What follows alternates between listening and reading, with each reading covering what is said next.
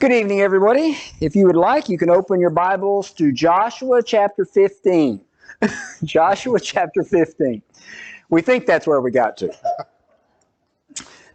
So, the children of Israel have come into the land, and they have conquered the land. And when I say conquered the land, what I mean by that is they're in control of all of this territory that is in red here.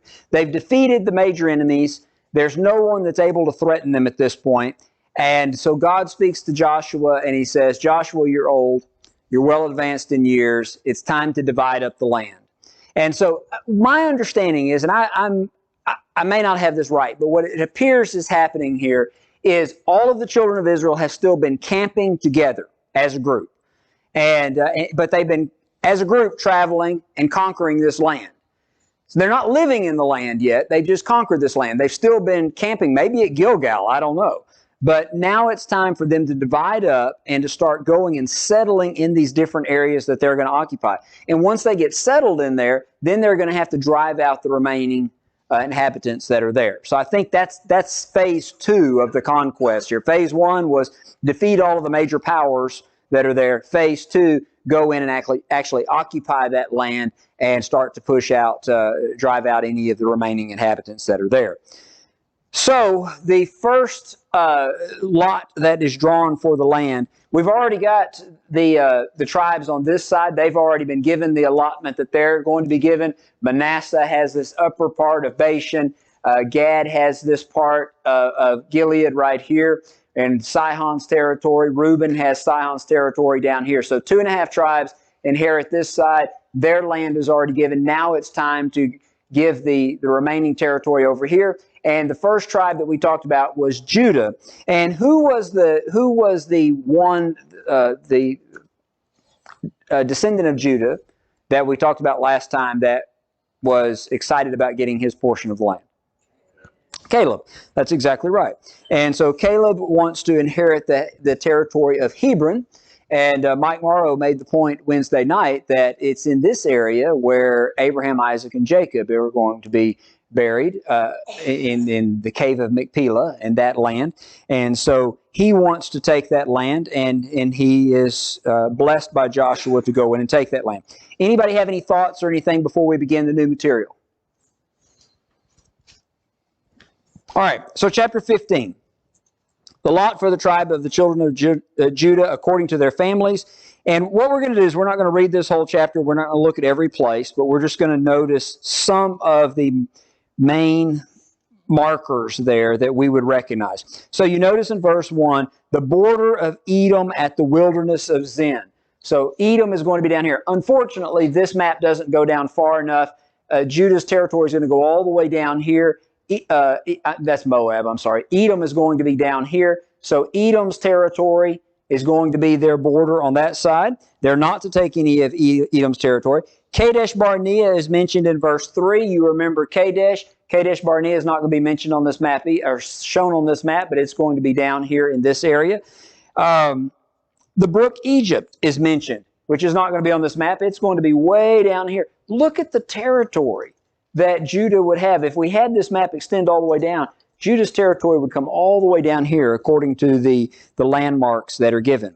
Verse 5, you have the Salt Sea. What's another name for the Salt Sea?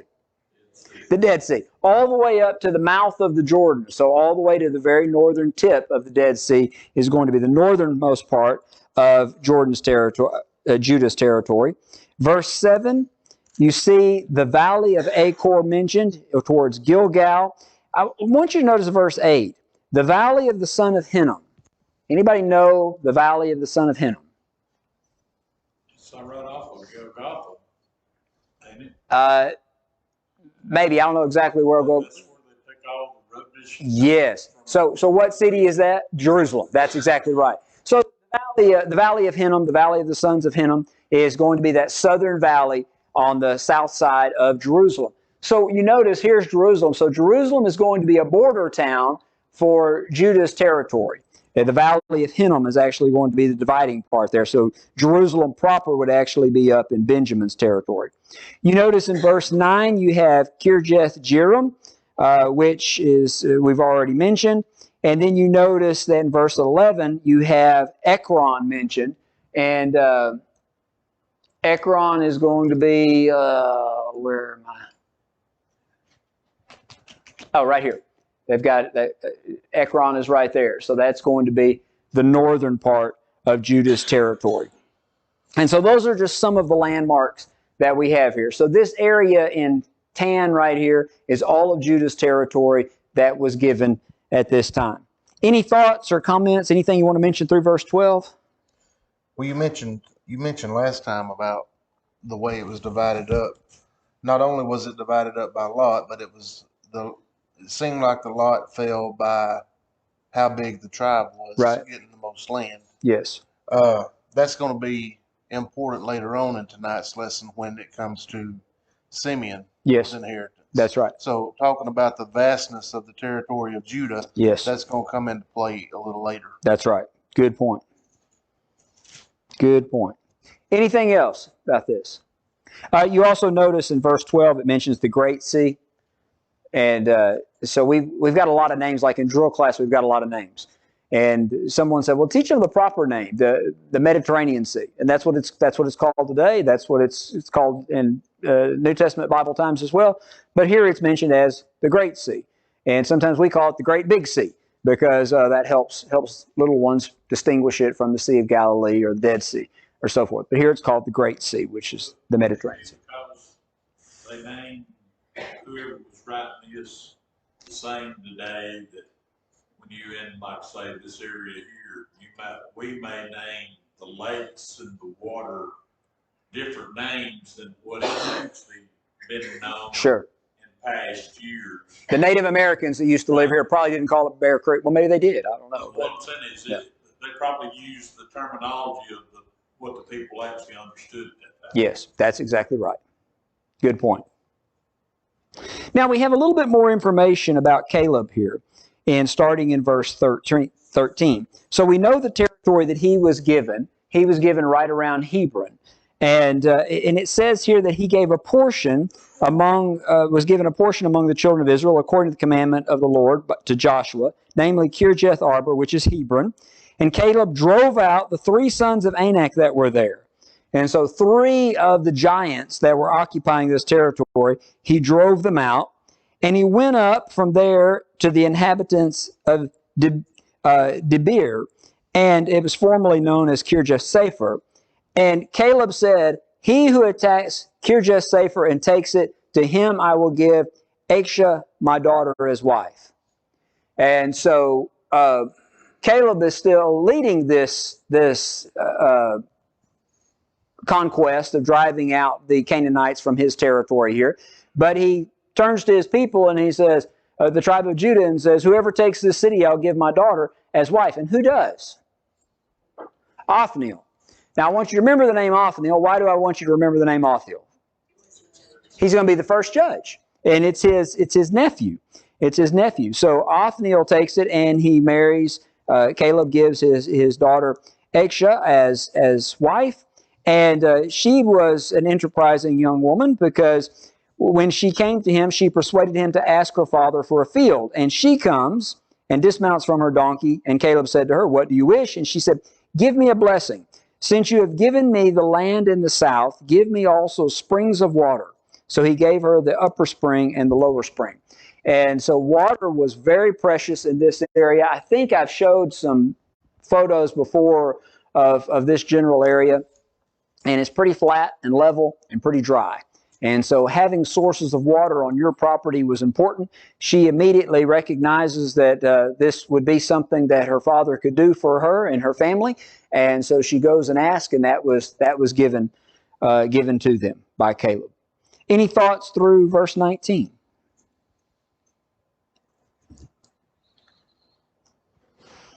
Okay, let's notice some of the cities that will be important cities in the territory of Judah. Kadesh is mentioned in verse 23. We mentioned that Kadesh doesn't show up on this map. But you notice in verse 28, Beersheba. Beersheba is going to be mentioned a number of times in the Bible, so we see that belonged to Judah's territory. Verse 31 is Ziklag. Ziklag's right above Beersheba. Do you remember anything about Ziklag when that's going to come into being in the Bibles? David, yeah. David is going to stay in Ziklag. And the Philistines were actually in control of this territory at that time, and they give David that city for a while. And so Ziklag's going to come in. Good in remembering that. You notice also verse 45, Ekron.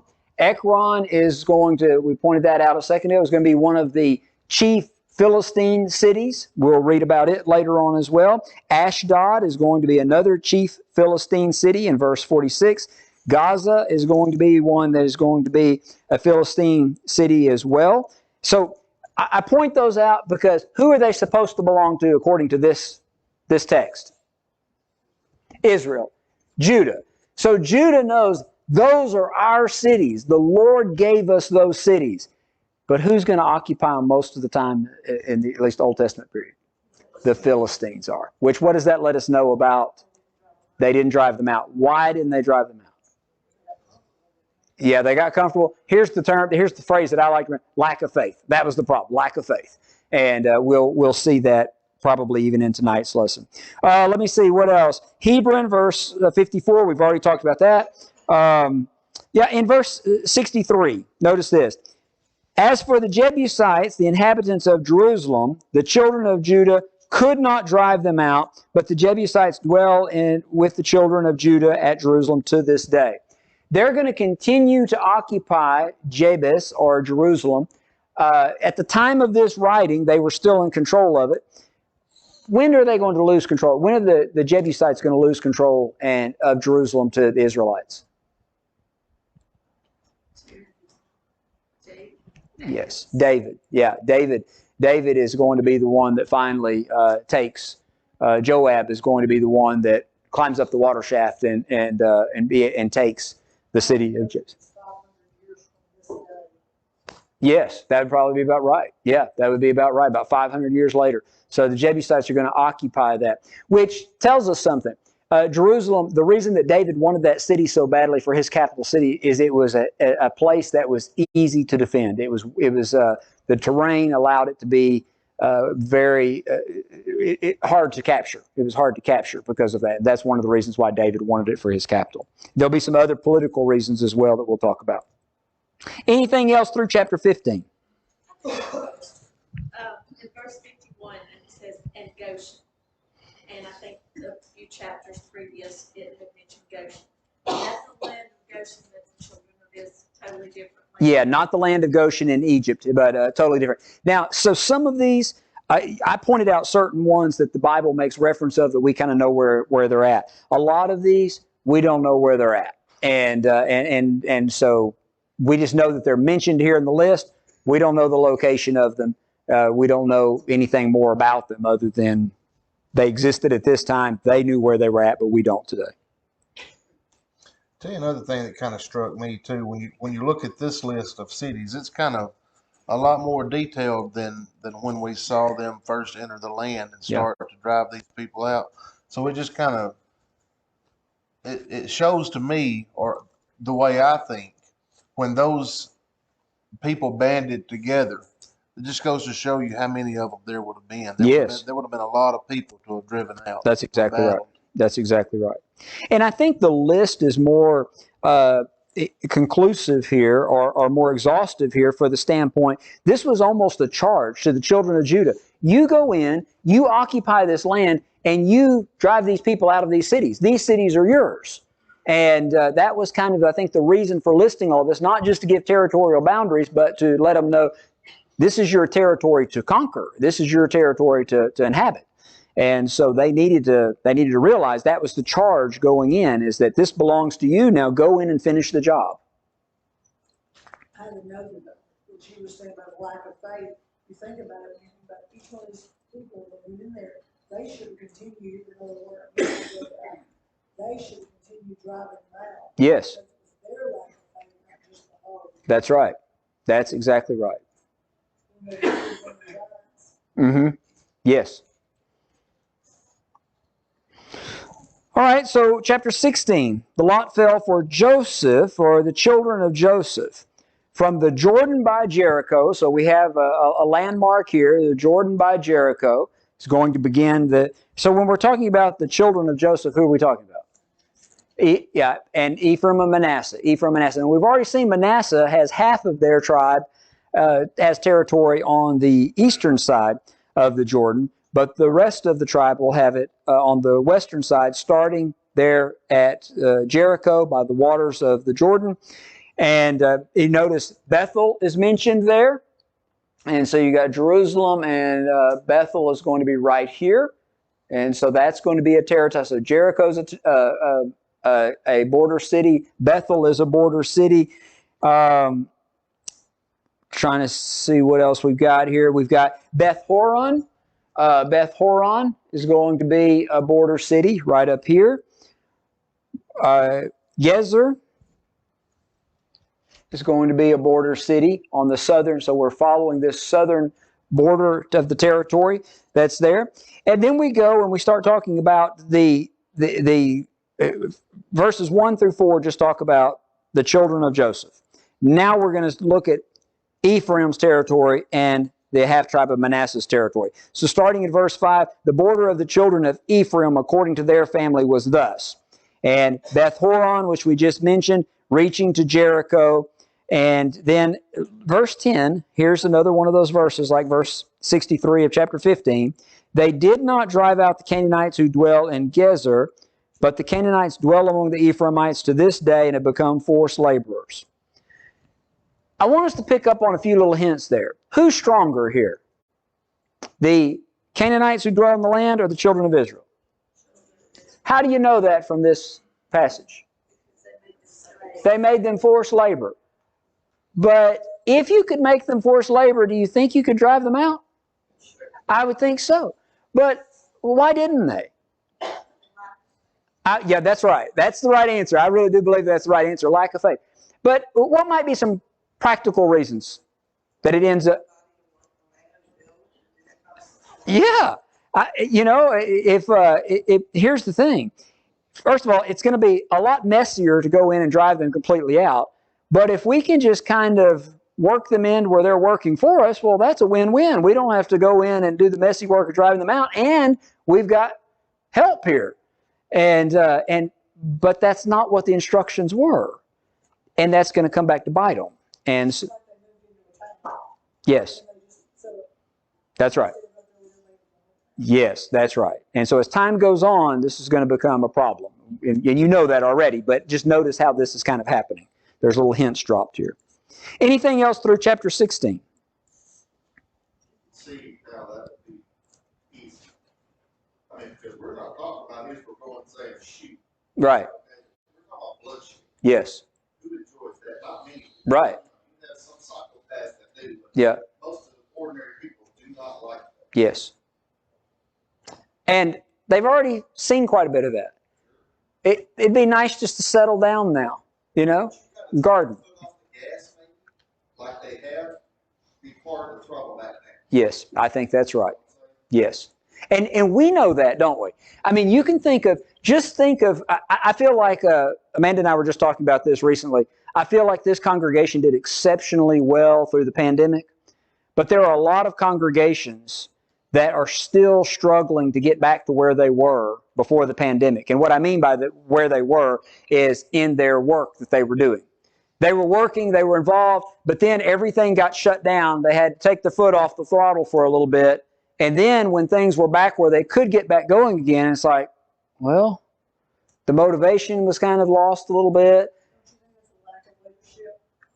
I definitely, any major problem with the congregation is going to come back to the leadership. Caleb can't be in all of those places. That's right. He's 85 years old, because he's still as strong as he was, but he can't be in all of those. That's right. So where he can choose. Yes, that's right. And I think that's exactly right. So keeping your eye on your goal, I think, is very, very critical. And I think what happens here, the goal still should have been, this is our land, we're to drive them out. I think what the goal became is, let's set up our gardens and let's get our, this set up the way we want to, and then we'll get to that a little bit later. And, well, you know how the little bit later stuff goes. just get settled and be okay with where you're at. Yes, that's right. There is. Don't become complacent in that. I'm not trying to jump ahead of you. I think I see you're kind of leading into this, but Joshua is fixing to kind of take charge and get on them about this type of attitude. Once it seems that Manasseh and Ephraim's territory or inheritance has been kind of put in place and they all come together at Shiloh, he's going to charge them to stop being lazy, and there's still 7 of you tribes to go out and do what you're supposed to be doing. Yeah, that's so he is going to kind of nip this kind of. He's going to try to. Yeah. He's going to try to. That's right. He's going to address it. Very good. That's right. All right, chapter 17. There was also a lot for the tribe of Manasseh and the firstborn of Joseph. And it's interesting because here it talks about the division. Hold on. The division that takes place. I'm sorry. We have a problem here. Shut this off. The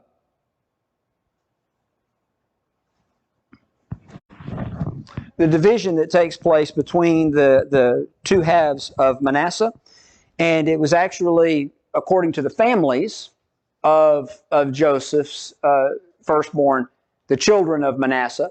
And so one side of the family got this, and the other side of the family were to get this. And so it talks about that. But there's an interesting note that comes up, and this is not the first time that it came up. I think that y'all probably covered it last quarter. In verse 3, Zelophehad. Y'all remember talking about Zelophehad? He had some daughters. Does that ring a bell? Okay, well, I'll tell the story. So Zelophehad was one of the children of Manasseh. And so each family would get territory. Well, territory was always given to the firstborn son. But Zelophehad doesn't have any sons. All he has is daughters. And they're concerned about this. So they come to Moses. This is when Moses was still alive. And they say to Moses, does that mean we just lose our territory because all we had is daughters? And the answer from God was, they went to God and God said, no, they get to keep their territory. It'll go through the daughters. But the daughters have to marry. Now here's the catch. The daughters have to marry someone from the tribe of Manasseh in order so it retains, so they don't lose it, so that it doesn't end up going to another tribe. And the daughters agreed to that and said, that's fine. We want our father's inheritance there. And so we will marry within the tribe, and so that we can keep our territory. So this comes up again here as a reminder that God hasn't forgotten about this, and the people haven't forgotten about this. So when it comes time to divide up the land, Zelophehad's daughters are given the land just like the other males from the tribe of Manasseh would have been given that land. Trying to think what else needs to be mentioned here. Some of the landmarks that are mentioned, verse 10, the sea is mentioned, the Mediterranean Sea, so they would have coastland territory there. Dor and Endor are mentioned. Megiddo is mentioned. So we'll look at some of these places. I think these are on the map here.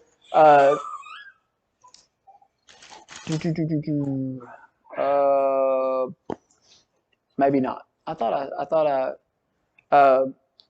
Megiddo is going to be mentioned on here.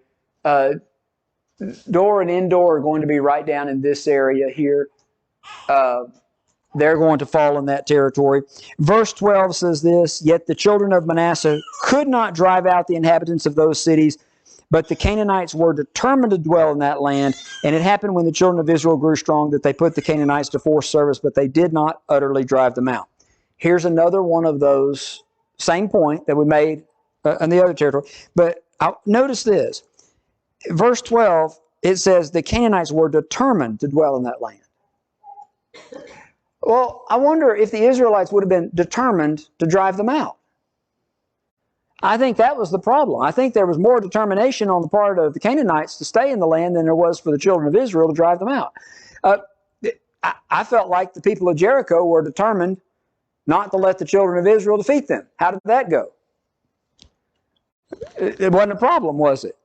So if the Israelites could defeat the people of Jericho, then why in the world can't they defeat these determined people here? I think lack of faith. Lack of faith. Something's changed since then, and they're not as determined to do that. And so I think that's going to be a problem. Again, they were able to put them to forced labor, but they didn't utterly drive them out. And I think that was a lack of determination to do what God said to do. Any thoughts through verse 13? All right, so this brings us to verse 14. The children of Joseph spoke to Joshua, saying, "Why have you given us but one lot and one portion to inherit, since we are a great people, inasmuch as the Lord has blessed us?" Hold on, right here. When you look at this map, the children of Manasseh's territory is represented in pink here. Benjamin's is too, but don't worry about that. Do you notice something about that map? Does it look like they need to be whining about, we didn't get enough territory? It looks like they've got quite a bit of territory here. And so we're a great people, and we've got just a little bit here. And notice what Joshua says in verse 15. "If you are a great people, then go up to the forest country and clear places for yourself in the land of the Perizzites and the giants, since the mountain of Ephraim are too small or too confined for you." But the children of Joseph said, "The mountain country is not enough for us, and all the Canaanites who dwell in the land of the valley have chariots of iron, both those who are in Bethshan and the towns and those who are in the valley of Jezreel." Okay, so why is this territory too small for them?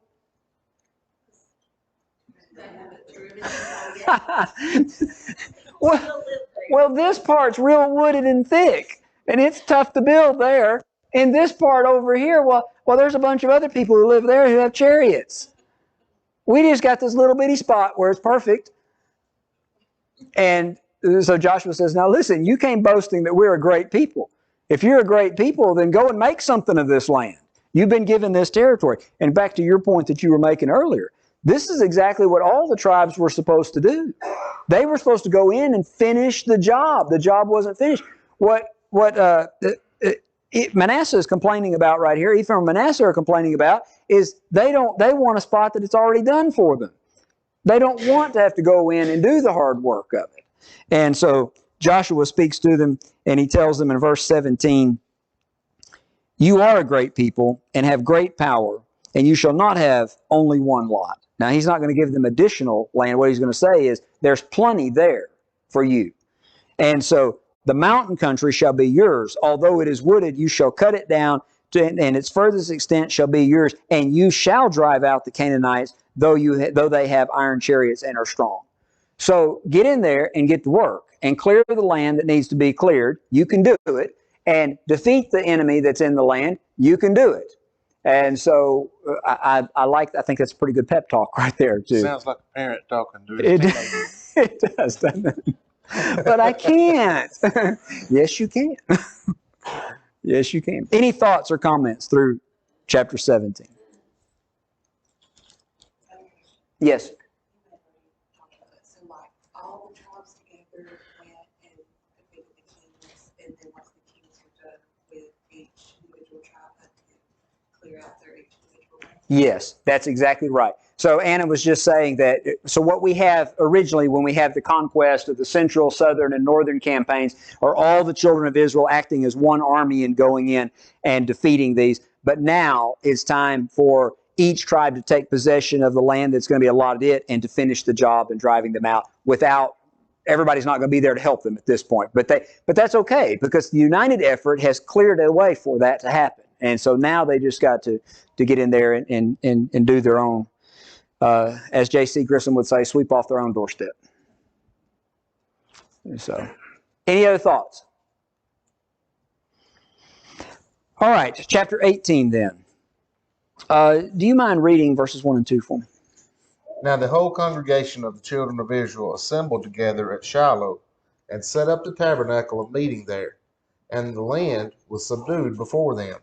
But there remained among the children of Israel 7 tribes which had not yet received their inheritance. Very good, thank you. All right, so Shiloh is going to be right here.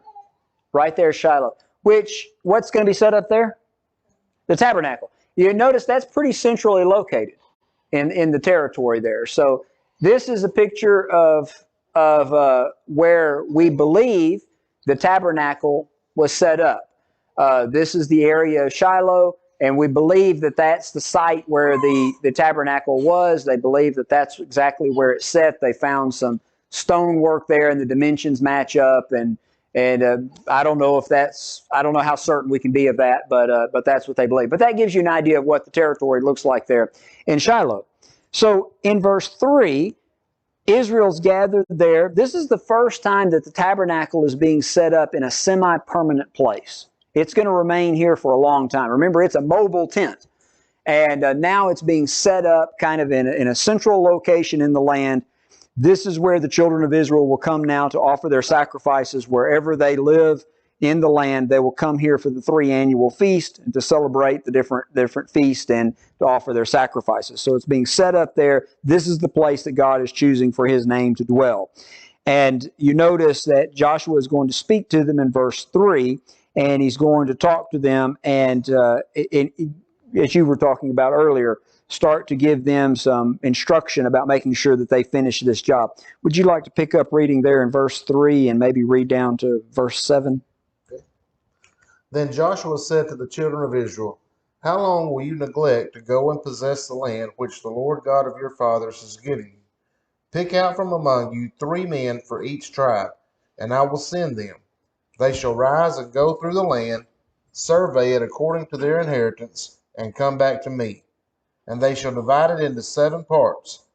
Judah shall remain in their territory on the south, and the house of Joseph shall remain in their territory on the north. You shall therefore survey the land in 7 parts, and bring the survey here to me, that I may cast lots for you here before the Lord our God. But the Levites have no part among you, for the priesthood of the Lord is their inheritance. And Gad, Reuben, and half the tribe of Manasseh have received their inheritance beyond the Jordan on the east, which Moses, the servant of the Lord, gave them. So the territory that we've already talked about has already been chosen, but there's 7 more tribes that haven't received their lot yet. And remember, the instruction was the land's to be divided up so that each tribe gets a portion of land that is suitable for the size of the tribe. And so the land needs to be surveyed to make sure that they have this down. So they send these out to survey the land that has not yet already been occupied by the different tribes.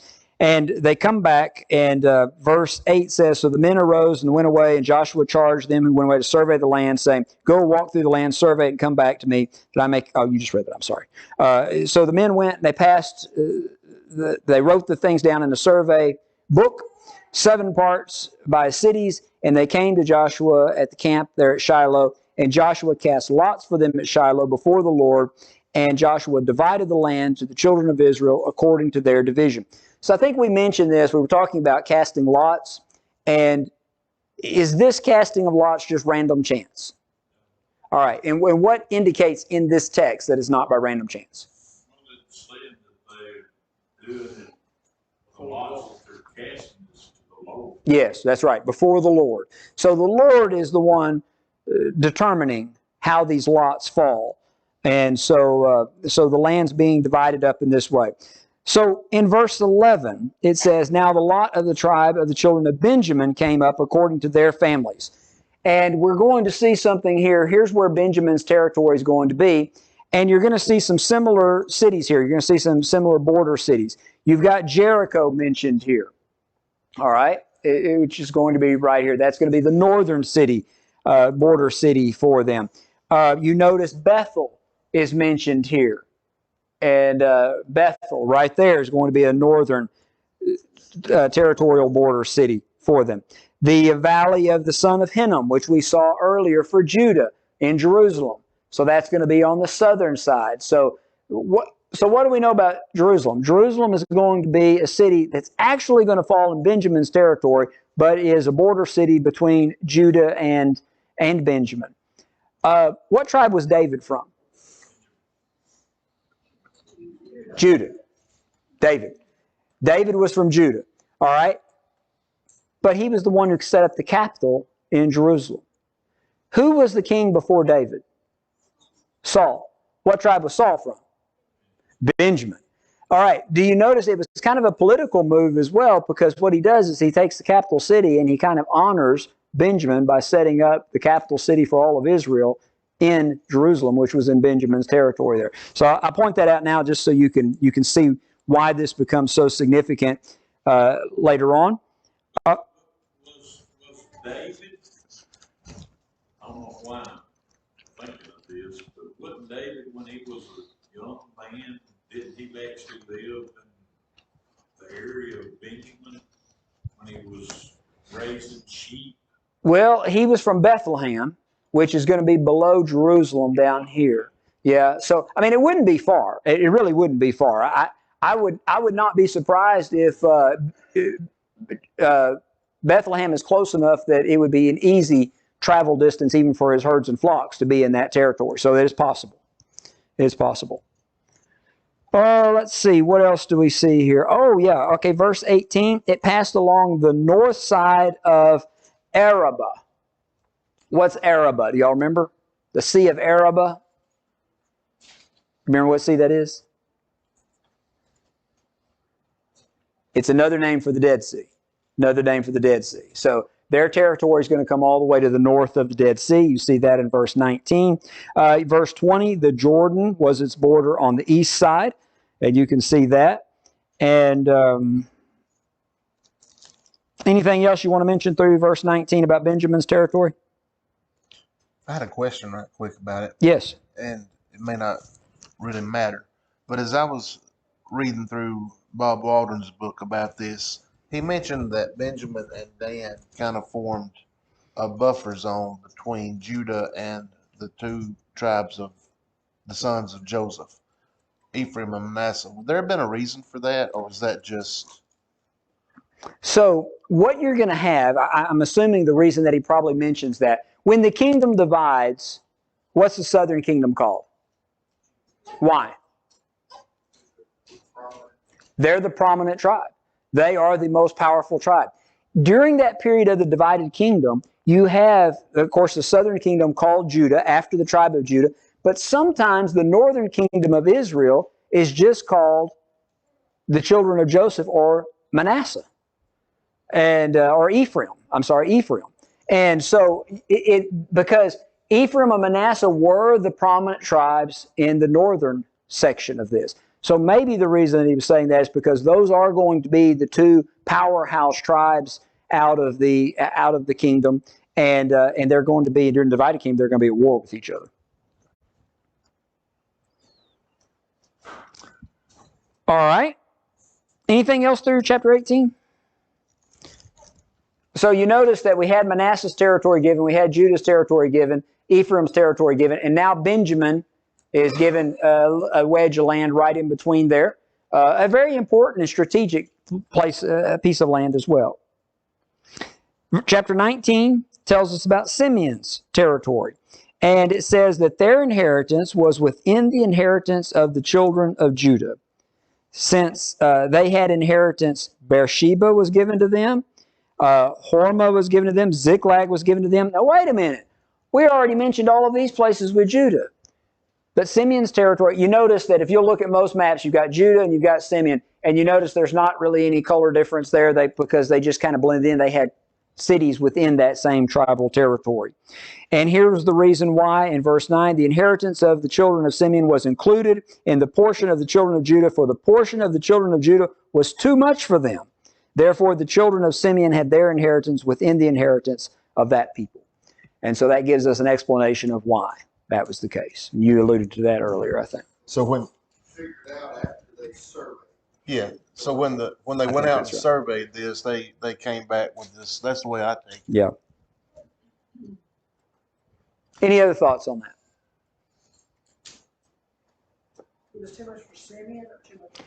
Too much for Judah, I think. Yeah. So yeah, Judah was the one that originally had all of this territory, but it was more than they needed or could use, and so Simeon was given that part as well.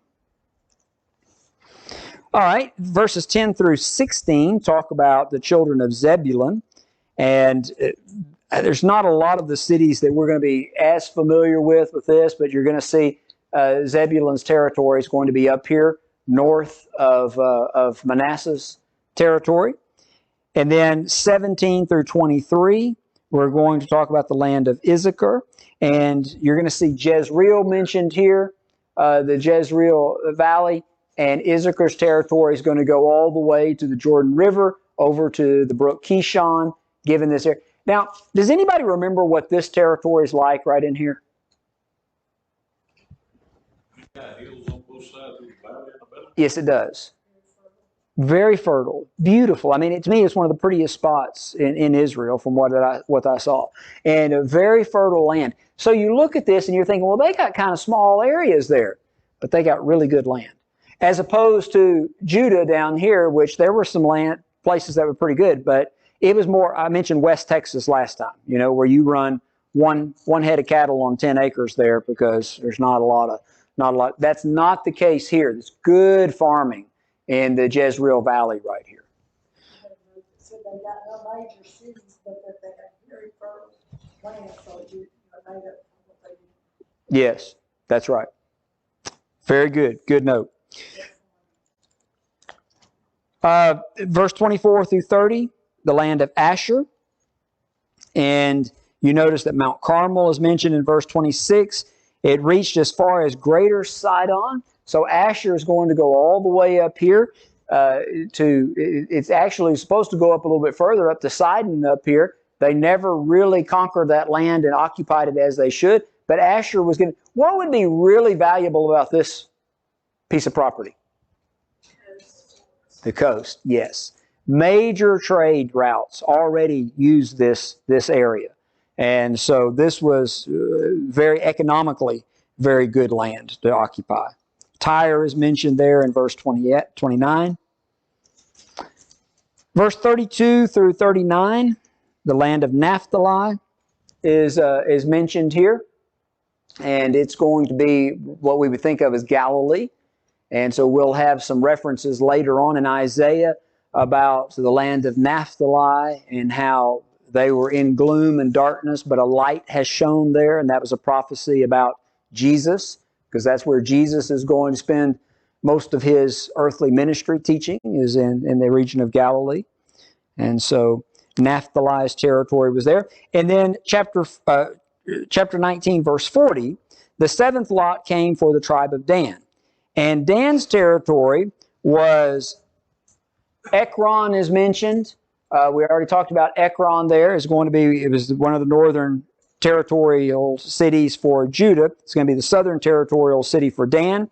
You're going to see Joppa mentioned there, the port city of Joppa. That was a good place to occupy because that was the major port city in the southern part of the land there. And so they occupied this land here. This was good land right there. You know the problem with that land? They never occupied it. You know why? Who? The Philistines. Yeah, the Philistines are going to occupy that land. And Dan decides, we'll go to an easier place. And that's exactly what happens. Look at verse 47. The border of the children of Dan went beyond these, because the children of Dan went up to fight against Leshem, and took it, and they struck it with the edge of the sword, took possession of it, and dwelt in it. They called Leshem Dan after the name of their father Dan. So when you look at a map later on, you're going to see Dan being up here. By the way, the city of Dan is where one of the golden calves was set up during Jeroboam's reign, is going to be up there. How did the Danites get up there? We'll read about that in this quarter when we talk about the judges. But what's going to happen is down here, they're like, man, these Philistines are a lot of trouble. These guys are hard to fight.